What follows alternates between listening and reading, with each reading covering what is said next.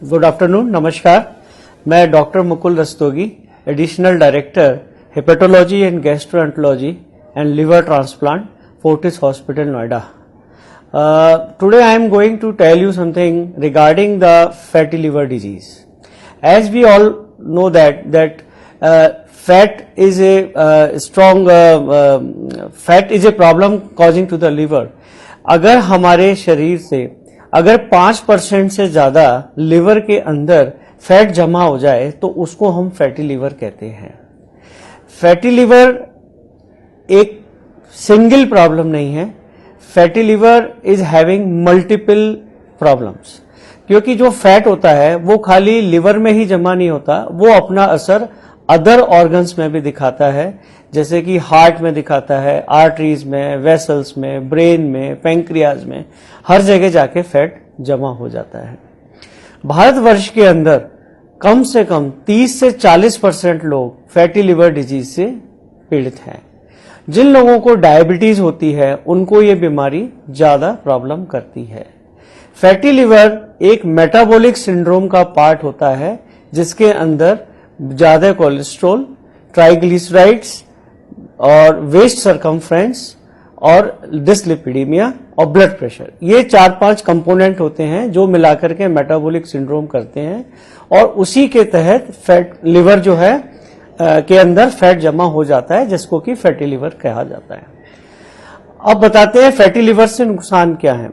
Fatty liver जो liver के sales में जाके जो जमा होता है हेपेटोसाइट्स में, उसकी वजह से बैलूनिंग, लिवर सेल्स की बैलूनिंग हो जाती है, उसमें डिजेनरेशन हो जाता है, आगे चल के उसमें इन्फ्लेमेशन होता है, जिसमें से कि जितने भी इन्फ्लेमेटरी मीडिएटर्स आते हैं, सूजन आ जाती है लिवर के अंदर, और फिर धीरे धीरे फाइब्रोसिस, लिवर की हार्डनिंग शुरू हो जाती है। ये सब क्यों होता है?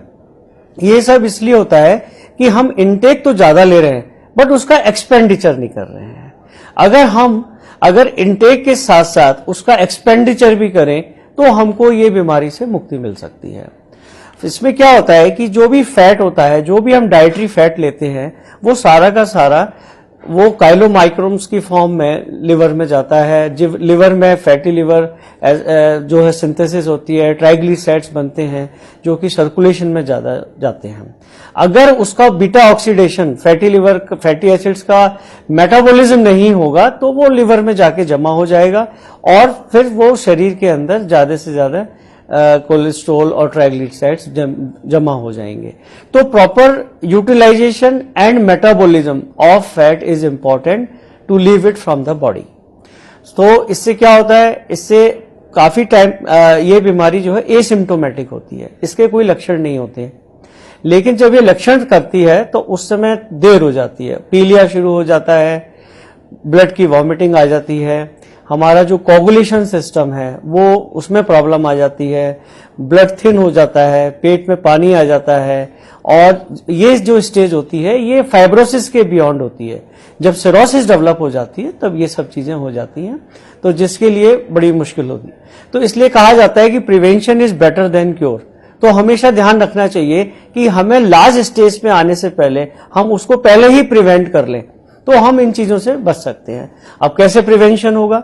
सिंपल सी बात है, फैटी लिवर है मींस बॉडी में अगर फैट ज्यादा है तो लिवर में फैट ज्यादा है। तो अगर हम अपना डाइटरी इनटेक, खाने का कैलोरीज अगर कम कर लें, फैट कम कर लें डाइट के अंदर, प्रोटीन की मात्रा बढ़ा दें, फ्रूट्स की मात्रा बढ़ा दें, और हम फास्ट फूड ना लें, हम कार्बोनेटेड फ्रक्टोज जो सिरप होते हैं, जैसे कि प्रिजर्वेटिव वाले जूसेस होते हैं, हम ऐसी चीजें ना लें, पेस्ट्री, पिज्जा वगैरह जो फास्ट फूड है, तो हम इन चीजों से बच सकते हैं।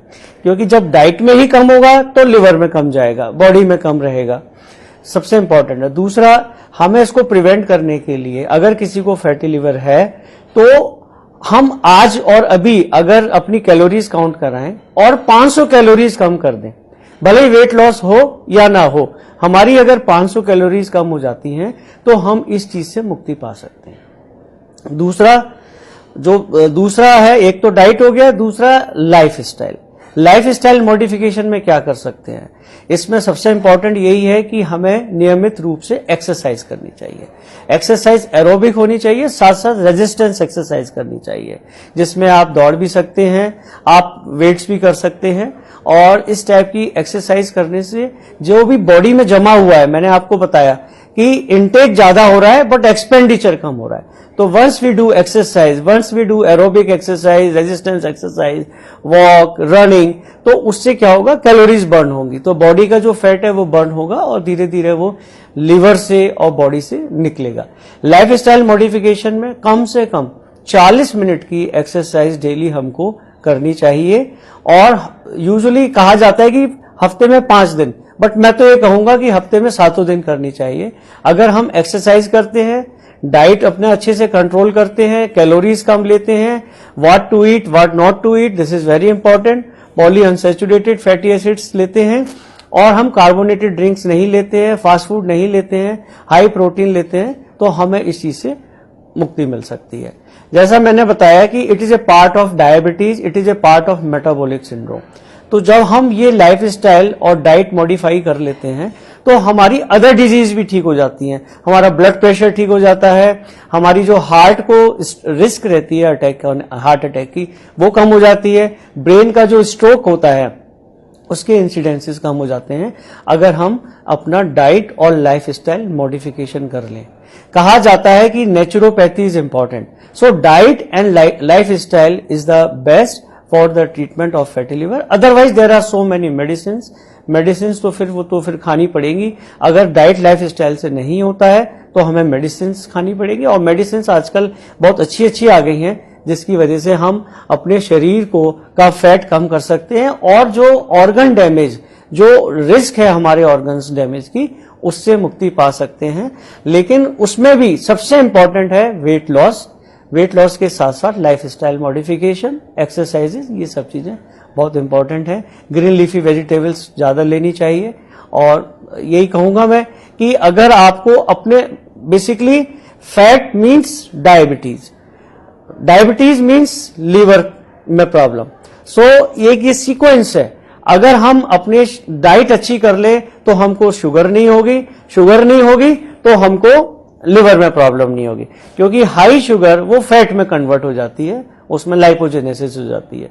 तो इसलिए इन सब चीजों का ध्यान रख के मैं आपको यही कहूंगा कि हमें अपना लाइफस्टाइल, अपना डाइट सिस्टम अच्छे से रखना चाहिए, अदरवाइज लिवर में फैट जमा होगा, जिससे फिर आगे चल के नैश हो जाएगी, नॉन अल्कोहलिक स्टेटोहेपेटाइटिस, जो कि एक प्रोग्रेसिव डिजीज है। फिर उससे आगे फाइब्रोसिस हो जाएगी और फिर सिरोसिस हो जाएगी। So these are the stages of NAFLD। So started with fatty liver, then non alcoholic steatohepatitis, then fibrosis, and then cirrhosis. And cirrhosis can lead to liver cancer also. तो मैं ये कहूंगा कि एक हम अपनी डाइट को ठीक करके कैंसर से मुक्ति पा सकते हैं, हम बाकी ऑर्गन्स में जो डैमेज है उससे मुक्ति पा सकते हैं। तो ये तो अपने हाथ में है, विल पावर स्ट्रांग होनी चाहिए। अगर हमारी विल पावर अच्छी है तो हम इन सब चीजों से, बीमारियों से, जो कि liver is the biggest organ of the body. आपको पता होना चाहिए कि जैसे हमारा ब्लड कहाँ बनता है, बोन मैरो कहाँ बनता है, बोन्स में बनता है, लेकिन जब प्रेगनेंसी में, जब बच्चा पेट में होता है तो लिवर में ब्लड बनता है। तो लिवर इज एवरीथिंग। बस मैं यही कहना चाहूंगा कि लिवर से बड़े कोई ऑर्गन नहीं है, और उसके बचाव के लिए हमको सिंपल सा एक चीज करनी है, जो कि dietary modification and exercise and lifestyle modification. अगर हम ये कर सकते हैं तो हम NAFLD, NASH, fibrosis, cirrhosis and cancer, liver cancer, इन सब चीजों से छुटकारा पा सकते हैं। धन्यवाद।